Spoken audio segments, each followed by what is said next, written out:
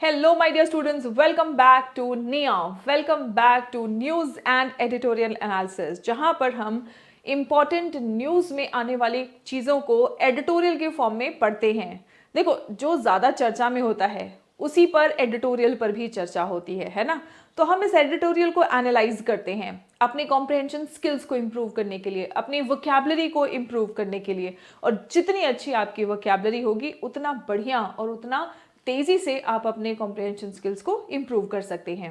Eight the end of the session we have a few questions, आप उनको evaluate करेंगे। अगर आप अपने कॉम्प्रहेंशन स्किल्स चेक करना चाहते हैं, आप देखेंगे कि आप कितने क्वेश्चंस सही कर पा रहे हैं। चलिए शुरू करते हैं अपना आज का session. The first word is decisive. अब डिसाइसिव IVE एंडिंग वर्ड जो होता है ना, डिसाइसिव। सो डिसाइसिव का मतलब क्या है? IVE एंडिंग वर्ड है, एडजेक्टिव है ना। IVE एंडिंग वर्ड है, एडजेक्टिव है। कंक्लूसिव, कोई चीज जो कोई मामला सुलझा दे, है ना। तो कोई भी इशू है उसको सेटल कर दे, जिसको हम कहते हैं निर्णायक, मतलब जो निर्णय लेने में आसान कर दे, उसको हम कहते हैं डिसाइसिव। डिटरमाइनिंग या फिर कंक्लूसिव, कंक्लूजन निकालने में जो मदद करे उसको हम कहते हैं कंक्लूसिव या डिसाइसिव। इनडिसाइसिव मतलब फैसला नहीं ले पा रहे हैं, डिसीजन नहीं ले पा रहे हैं, या फिर अनसर्टन। ठीक है। The election delivered a decisive mandate to the new government. The election delivered a decisive mandate to the new government, यानी कि जो इलेक्शन है, इलेक्शन ने एक डिसाइसिव मैंडेट दिया है नई सरकार को। आउस्टर का मतलब क्या होता है? Ouster is a noun. Ouster मतलब forced removal from power. Forced removal, जिसको हम कहते हैं बेदखली, है ना। Removal, expulsion, removal, expulsion. Antonyms है इसके अपॉइंटमेंट और रिटेंशन। एंटोनिम्स है अपॉइंटमेंट और retention. The new government was elected after Sheikh Hasina's ouster. Sheikh Hasina के बेदखली के बाद नई सरकार का चयन हुआ। The new government was elected after Sheikh Hasina's ouster. Reconciliation, ION ending word है तो ये नाउन होता है। रिकंसिलिएशन का मतलब क्या होता है? मेल मिलाप। लड़ाई झगड़ा हुआ, बहस हुआ या मनमुटाव हुआ, उसके बाद में फिर से सब मेल मिलाप हो जाता है, तो हम उसको कहते हैं reconciliation. Restoration of friendly relations, friendly relations दोबारा से रिस्टोर हो गए हैं। सिनोनिम देखिए, सेटलमेंट या फिर हार्मनी, सेटलमेंट या फिर हार्मनी। एंटोनिम है कॉन्फ्लिक्ट या फिर एस्ट्रेंजमेंट। एस्ट्रेंजमेंट, कॉन्फ्लिक्ट, है ना। अब मेल मिलाप का एंटोनिम क्या है? कि आपस में लड़ाई हो गई है या आपस में एक दूसरे से अनजान बन गए हैं, मतलब एक दूसरे को पहचानने के लिए मना कर दे रहे हैं, इतनी दुश्मनी हो गई है या कॉन्फ्लिक्ट हो गया है।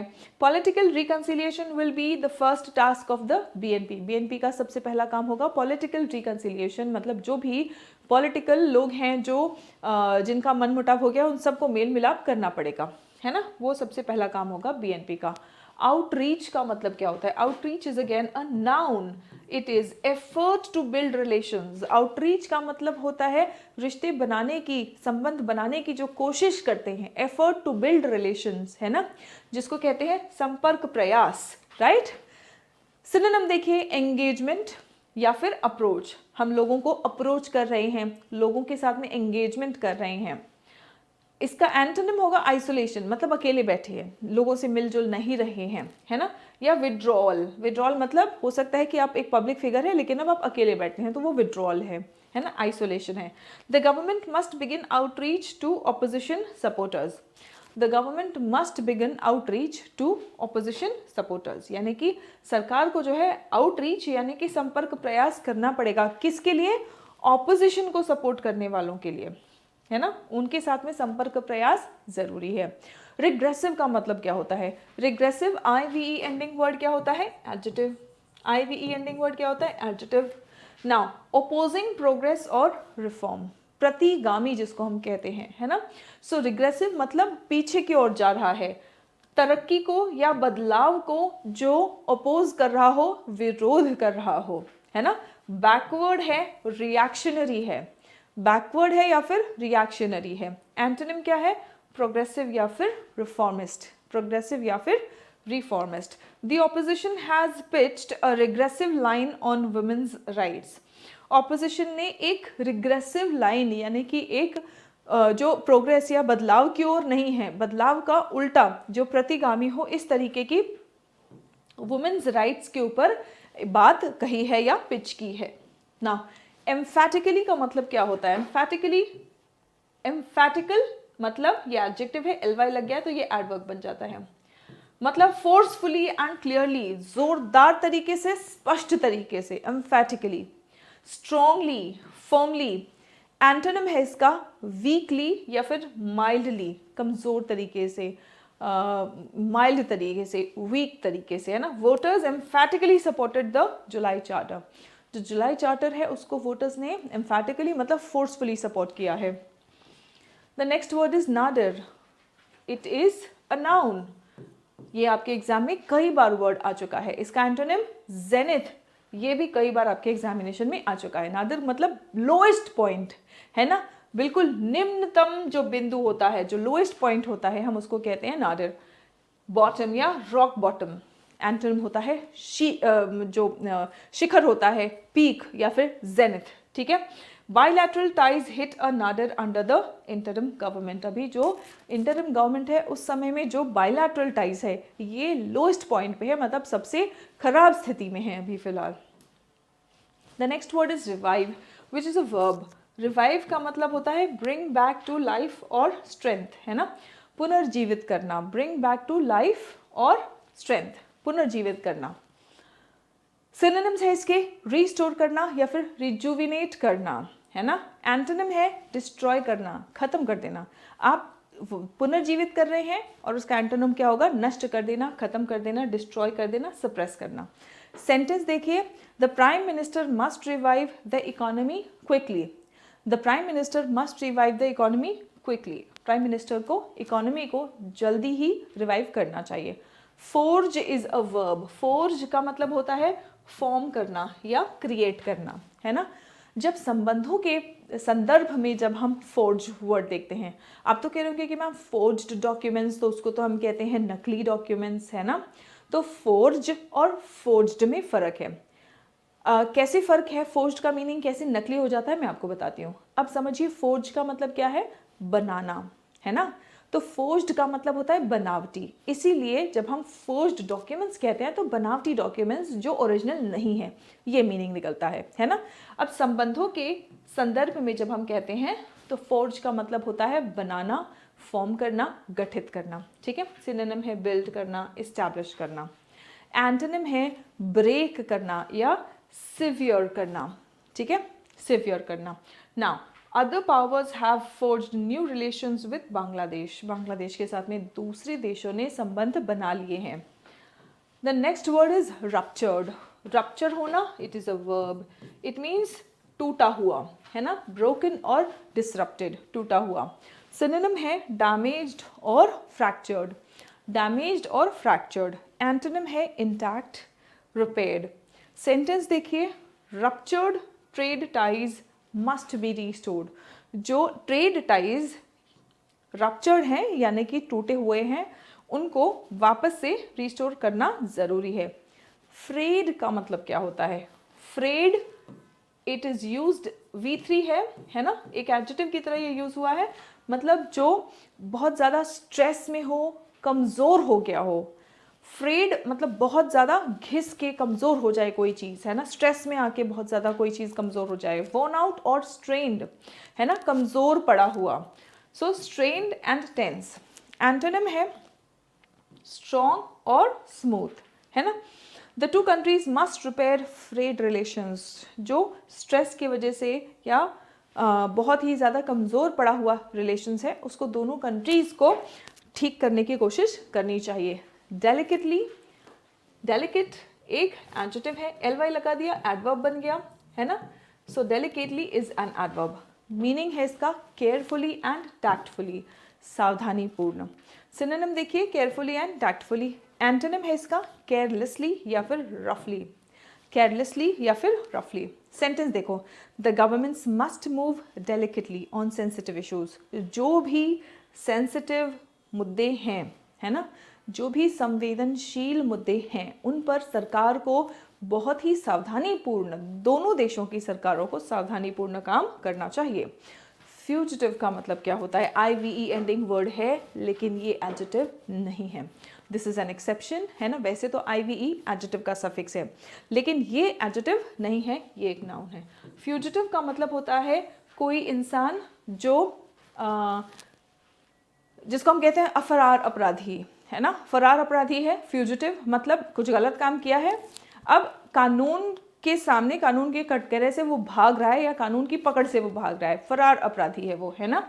उसको हम एब्सकॉन्डर भी कहते हैं, हम उसको रन अवे भी कहते हैं। फ्यूजिटिव आपके प्रीवियस ईयर एग्जाम्स में आ चुका है, प्रीवियस ईयर वोकैबुलरी है, वेरी इंपॉर्टेंट। एब्सकॉन्डर भागने वाला, भगौड़ा जिसको हम कहते हैं, रन अवे, राइट।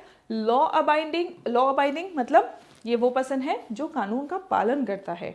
सरेंडर्ड, है ना, तो या फिर कानून का पालन करता है, और या फिर अगर कुछ गलत काम किया है तो जाके अपने आप को खुद वो जमा कर देता है कि भाई हमने तो ये गलत काम किया है, हमें अरेस्ट कर लो या हमें ये सज़ा मिलनी चाहिए, ठीक है। शेख हसीना रिमेन्स अ वांटेड फ्यूजिटिव इन ढाका।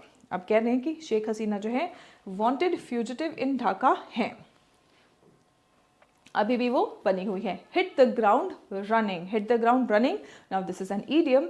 इसका मतलब क्या होता है? कोई भी चीज़ बहुत तेज़ी से स्टार्ट करना, स्टार्ट एनर्जेटिकली, कोई भी चीज़ पूरे जोश में शुरू करना, है ना, तेज़ी से शुरुआत करना। स्टार्ट स्विफ्टली और बिगिन एक्टिवली। एंटोनिम देखेंगे, डिले करना या फिर हेजिटेट करना। सेंटेंस देखिए, the prime minister must hit the ground running on economic reforms. जो आर्थिक सुधार करना चाहिए उस मामले में प्राइम मिनिस्टर को तुरंत और तेजी से कार्रवाई शुरू करनी चाहिए। नाउ सीडेड का मतलब क्या होता है? सीडेड स्पेस मतलब प्रभाव छोड़ देना या जो भी इन्फ्लुएंस है उनका, है ना, वो त्याग देना, है ना, रेलिंक्विश कर देना, सरेंडर कर देना। एंटोनिम क्या है कि अभी भी उनका जो इन्फ्लुएंस है ना, वो बनाए रखना, पकड़ के रखना, रिटेन करना या क्लेम करना। India must take back the space ceded to other powers. अब जब इंडिया और बांग्लादेश के संबंधों में जब थोड़ी सी दूरी आई तो बहुत सारे पावर्स ने बांग्लादेश को अप्रोच करने की कोशिश किया। तो यही कहा जा रहा है कि इंडिया को ये जो स्पेस, ये जो दूसरे देशों को जगह दे दिए, ये वापस लेना चाहिए इंडिया को, right. Now students, we have our application Sareen Pathshala on Google play store. आप अगर किसी भी वन डे कॉम्पिटिटिव एग्जामिनेशन की तैयारी कर रहे हैं तो आपके लिए ये बैच बहुत ही यूज़फुल है ना। 200 घंटे से भी ज़्यादा आपको यहाँ पे सेशंस मिल जाएंगे, और 200 घंटे से ज़्यादा के सेशंस काफ़ी सारे हो जाते हैं, जिसमें grammar, vocabulary, comprehension, cloze test, parajumbles, ये सब कुछ इन डिटेल, इन डेप्थ अच्छे से कवर हो जाते हैं, ठीक है। अब अगर आप अपनी कम्युनिकेशन स्किल्स पर काम करना चाहते हैं तो आपके लिए बैच है स्पोकन इंग्लिश एक्सप्रेस बैच, और वो सभी बच्चे जिन्होंने IB टियर 1 का एग्जाम क्लियर कर लिया है, टियर 2 की तैयारी कर रहे हो, डेट्स अब अनाउंस हो चुके हैं, तो अब इंतज़ार किस चीज़ का है? फटाफट से आप एनरोल कर लो। अगर अभी भी तैयारी शुरू नहीं किया है, 8-10 दिन में एकदम बिल्कुल लग के तैयारी करो, सिर्फ क्वालिफाइंग मार्क्स लाना है। आप टियर 3 के लिए शॉर्टलिस्ट होंगे अपने टियर 1 के मार्क्स के बेसिस पर, ठीक है, लेकिन टियर 2 क्वालिफाई करना ज़रूरी है, तो क्वालिफाइंग तो अभी भी किया जा सकता है, आप एनरोल कर सकते हैं। Once you get selected in, मतलब आप शॉर्टलिस्ट हो जाते हैं टियर 3 के लिए, तो हम इंटरव्यूज़ कंडक्ट करते हैं। हमारे पास ऑफलाइन इंटरव्यूज़ और ऑनलाइन इंटरव्यूज़ दोनों भी होते हैं, ठीक है। दिल्ली के आसपास अगर हैं तो आप ऑफलाइन मॉक के लिए आ सकते हैं, अदरवाइज आप ऑनलाइन मॉक ले सकते हैं। Coming to the article now, a decisive mandate, यानी कि एक निर्णायक मैंडेट। मैंडेट क्या होता है? जो जनता अपना फैसला सुनाती है उसको मैंडेट कहते हैं, ठीक है। On Tariq Rahman the BNP the Bangladesh result. India and Bangladesh have an opportunity. India और बांग्लादेश के पास एक अवसर है टू रीसेट टाइज जो खराब हो गए हैं उनको दोबारा से रीसेट कर सकते हैं, दोबारा से शुरू कर सकते हैं, ठीक कर सकते हैं। With the defeat of Jamaat, with a landslide verdict in its favor, the Bangladesh Nationalist Party, जो बांग्लादेश नेशनलिस्ट पार्टी है, इनको लैंडस्लाइड विक्ट्री मिली है। लैंडस्लाइड वर्डिक्ट मतलब बहुत ही भारी मात्रा में इनके पक्ष में जनता ने अपना फैसला सुनाया है ना। The Bangladesh nationalist party is set to form the government in Dhaka. सरकार बनाने के लिए बिल्कुल तैयार है BNP, with its leader Tariq Rahman becoming the country's first male prime minister elected to the post in decades. Decades मतलब दशकों में वो पहले प्रधानमंत्री हैं जो, मतलब हम कहते हैं कि पहला मतलब पहली महिला प्रधानमंत्री इस तरीके से हम कहते हैं, लेकिन यहाँ पे ये पहले मेल प्राइम मिनिस्टर है दशकों में जो वहाँ पे इलेक्ट हुए हैं, है ना, elected to the post. Mister Rahman's road to the post 2 decades after being barred from elections. 20 सालों तक लगभग उनको कई, और क्यों उनको बार किया गया था इलेक्शन से, कई केसेस लगे हुए थे उनके ऊपर, उसकी वजह से वो इलेक्शन में हिस्सा नहीं ले सकते थे. लेकिन अब 2 दशकों के बाद after being barred from elections and going into exile, exile में चले गए थे, मतलब ये इन्होंने अपना खुद ही वनवास में चले गए थे ये, under the previous Awami league government is dramatic. With his return to Bangladesh just days before the death of his mother and former Prime Minister Khalida Zia. ये बांग्लादेश वापस कब आए? बस कुछ ही दिन पहले, just days before the death of his mother. इनकी mother और फॉर्मर प्राइम मिनिस्टर खलीदा जिया, इनके डेथ के कुछ ही दिन पहले ये वापस आए थे. The interim government led by Mohammad Yunus is expected to hand over the reins. अभी जो interim government Mohammad Yunus lead कर रहे थे वो is expected to hand over the reins. Reins का मतलब यहाँ पे देखो, ये RAINS रेन्स नहीं है, RAINS वाला बारिश होता है, ये रेन्स का मतलब होता है कंट्रोल, है ना. सो वो कंट्रोल जो है वो हैंड ओवर कर रहे हैं, है ना, मिस्टर रहमान को. Despite it's more than 2/3 of the elected seats in the जातीय संसद, the BNP has many challenges ahead. अब इनके पास सीट्स तो काफ़ी है, लेकिन इनके सामने चुनौतियां भी उतनी ही ज़्यादा है.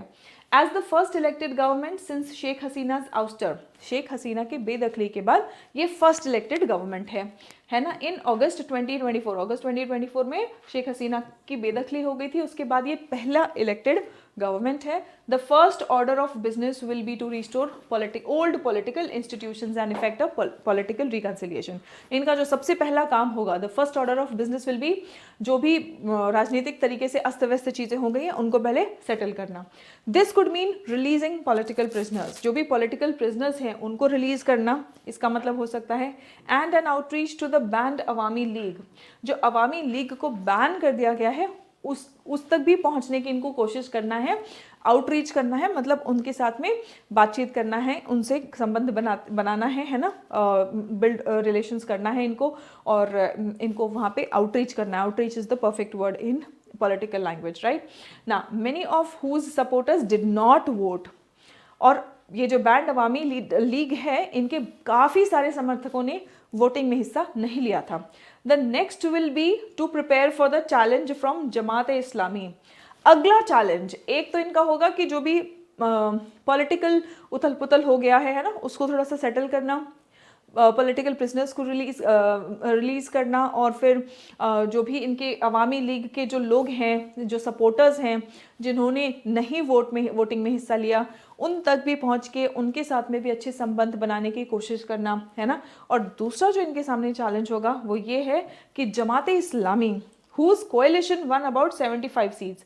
जमात इस्लामी ने जो कोएलिशन, जो गठबंधन बनाया था, उन लोगों ने 75 सीट्स जीता है ना.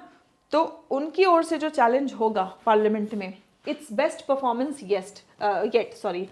Best performance yet. अभी तक का जमात लीग का ये सबसे बेस्ट परफॉर्मेंस है. जमात लीग नहीं, सॉरी, जमात इस्लामी, ठीक है, जमात इस्लामी का ये सबसे बेस्ट परफॉर्मेंस है in the parliament as a more vocal opposition now. और अब इनका ये बेस्ट परफॉर्मेंस है तो ये और वोकल ऑपोजिशन होने वाले हैं. Now the Jamaat whose leaders have pitched a regressive line, और जमात के लीडर्स ने क्या पिच किया है, एक regressive line in on women's rights, है ना, एंड फॉर रिलीजियस पॉलिटिक्स के लिए और वुमेन्स राइट्स के लिए, महिलाओं के अधिकार के लिए इन्होंने एक बहुत ही रिग्रेसिव, यानी कि जो प्रोग्रेस की ओर ना लेके जाए, रिग्रेसिव, प्रोग्रेस का एंटोनिम होता है रिग्रेसिव, है ना, तो एक पिछड़ा हुआ उन्होंने एक लाइन जो है वो पिच किया हुआ है. Will try and push the new centrist government. अब जो सरकार चुनी गई है वो सेंट्रिस्ट है ना वो मतलब लेफ्टिस्ट है ना राइटिस्ट है, वो सेंट्रिस्ट है, राइट. लेकिन इस सेंट्रिस्ट गवर्नमेंट को वो पुश कर सकते हैं टू द राइट में होते हैं जो कंजर्विस्ट लोग होते हैं, है ना, जो बहुत ज़्यादा ऑर्थोडॉक्स होते हैं, आप कह सकते हैं, राइट. और लेफ्ट में थोड़े से ऐसे लोग होते हैं जो सबके लिए इक्वालिटी की बात करते हैं, राइट. एंड लेफ्ट में जैसे आप देखते हैं कि मार्क्सिज्म, कम्युनिज्म, ऐसे सब आइडियोलॉजीज जो होते हैं ये लेफ्टिस्ट होते हैं, है ना। रिलीजियस या फिर जो ज़्यादा ऑर्थोडॉक्स होते हैं ये सब राइटिस्ट होते हैं। जो दोनों को बैलेंस करके चलते हैं वो सेंट्रिस्ट होते हैं, है ना। So voters have also emphatically supported the July charter. July charter को भी वोटर्स ने बहुत ही ज़ोरदार सपोर्ट दिया है। July charter referendum that calls for a caretaker government, है ना। और उसमें क्या था कि केयरटेकर गवर्नमेंट आना चाहिए। Reforms that could shift the powers from prime minister and an upper house in parliament with proportional representation. Meanwhile mister Rahman must hit the ground running reviving the economy.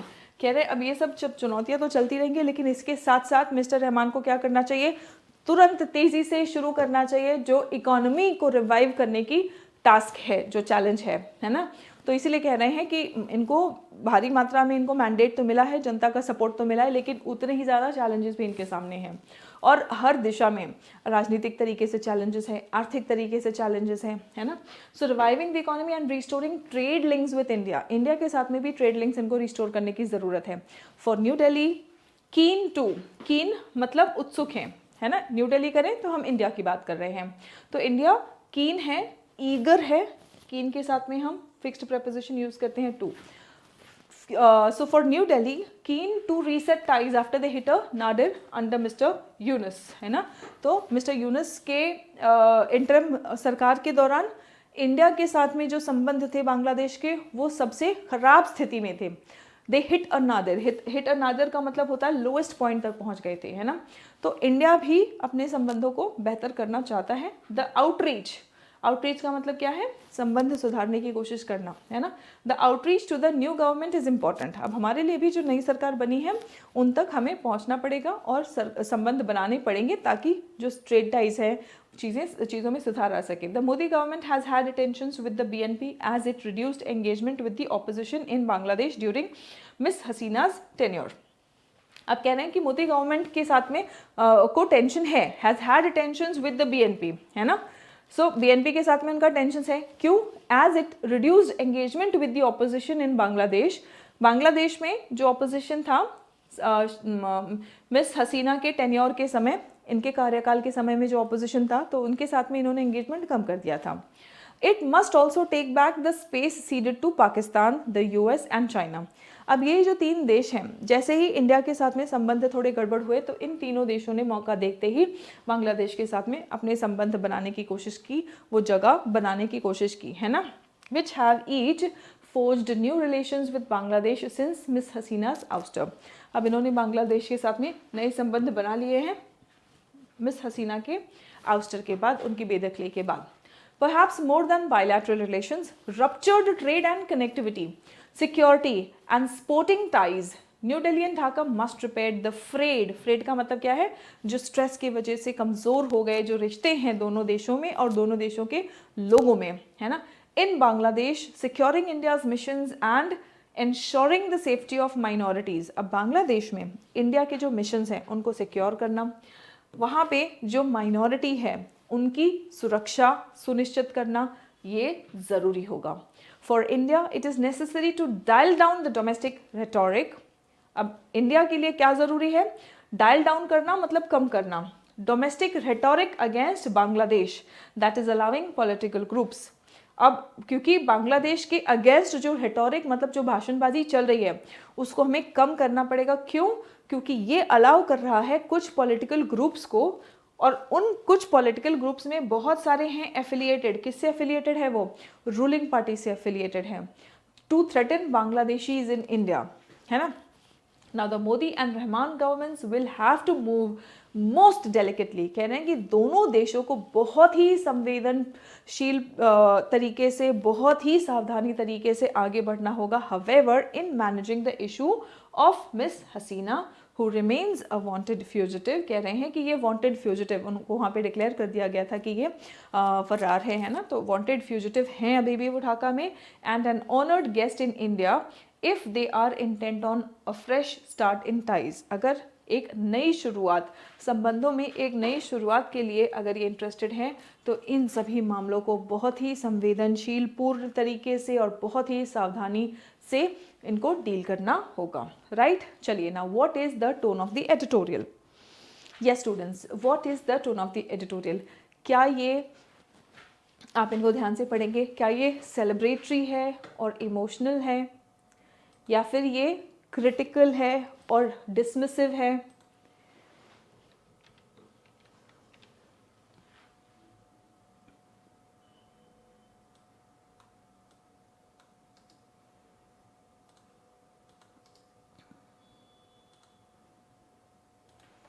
या फिर ये कॉशियसली ऑप्टिमिस्टिक एंड एनालिटिकल है, या फिर satirical and ironical है?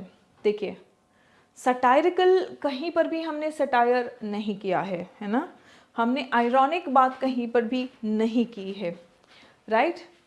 हम कहीं पर भी क्रिटिकल नहीं है, हमने किसी की भी क्रिटिसिज्म या आलोचना नहीं की है।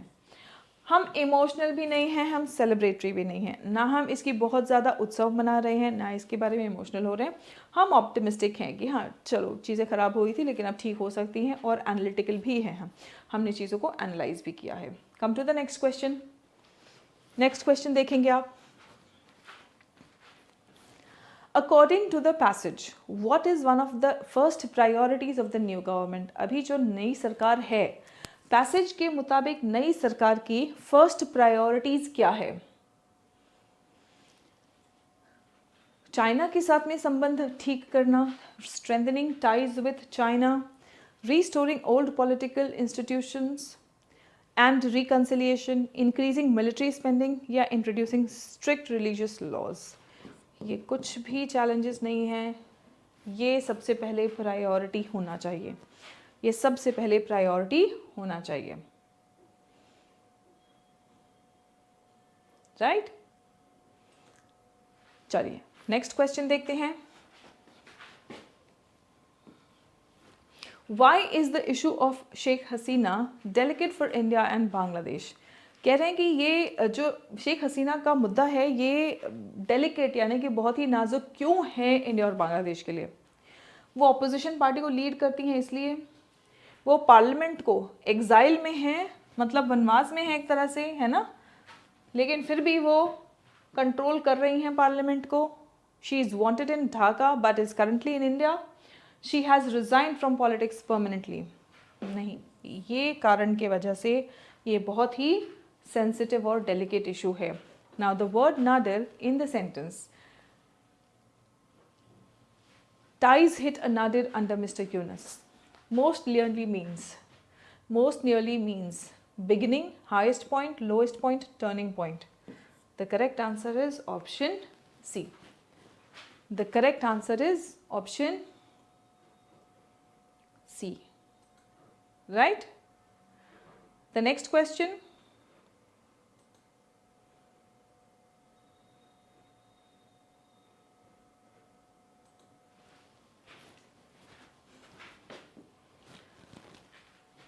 Grammatical function of the clause identify करना है।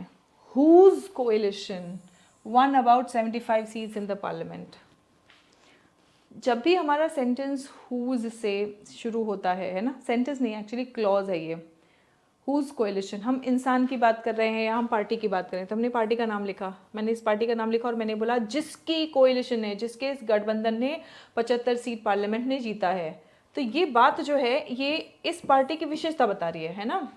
जैसे मान लो मैं आपकी बात करूं, आपका नाम मान लो रवि है ना, मैंने कहा Ravi, I have a student, मैंने कहा I have a student Ravi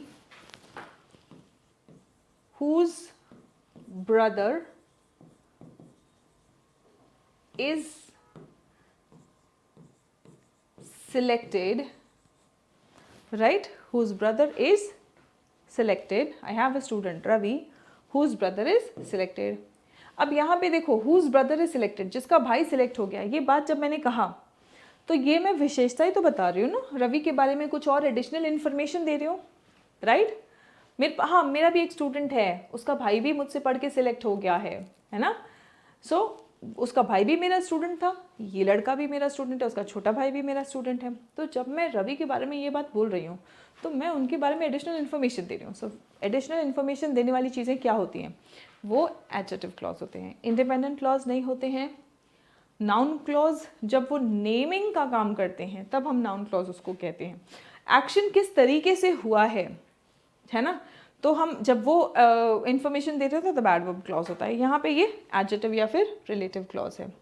ठीक है, अब आप लोगों के लिए डिस्कशन पॉइंट, अगर आप किसी ऐसे एग्ज़ाम की तैयारी कर रहे हैं जहाँ पे इंटरव्यू या फिर ग्रुप डिस्कशन आपके सिलेक्शन का एक अहम पड़ाव होता है, तो आप लोगों के लिए ऐसे मुद्दों पर एक ओपिनियन फॉर्म करना बहुत हेल्पफुल होता है। आप लोग अपना ओपिनियन फॉर्म करेंगे कुछ अच्छे पॉइंट्स के साथ में, कुछ ठोस पॉइंट्स के साथ में। पॉइंट्स को पढ़ो, फैक्ट्स गलत नहीं होने चाहिए, ओपिनियन आप अच्छा फॉर्म करेंगे। और आप अगर अपनी राइटिंग स्किल्स डेवलप करना चाहते हैं तो आप कुछ चीज़ें लिखेंगे ज़रूर, है ना, वो with the question in mind and keeping in mind also the facts, the strong facts that are presented already. You can also read about this news. इस न्यूज़ के बारे में आप पढ़ भी सकते हैं और आप कुछ लिख भी सकते हैं। कमेंट करेंगे तो मुझे पता भी चलेगा कि आप क्या ओपिनियन फॉर्म कर रहे हैं। How should India reset ties with Bangladesh after the BNP's victory? BNP के जीत के बाद इंडिया को बांग्लादेश के साथ में अपने टाइज कैसे रीसेट करने चाहिए, कैसे रीसेट करने चाहिए। हमारे पास कुछ ये पॉइंट्स है, ये आपको PDF मिल जाएगा English with Suman Sharma Telegram channel पर। ठीक है, बिकॉज रिवीजन के लिए, वोकैब के रिवीजन के लिए, इन पॉइंट्स की रिवीजन के लिए, क्वेश्चंस से प्रैक्टिस करने के लिए आपको PDF की ज़रूरत पड़ेगी। ये PDF आप लोगों को English with Suman Sharma Telegram channel पर मिल जाएगा। ठीक है बच्चों, right, so that's it for today. See you in the next session. तब तक अपना ख्याल रखें, स्वस्थ रहें, मस्त रहें, सभी बच्चे पढ़ते रहें और आगे बढ़ते रहें। जय हिंद एवरीवन।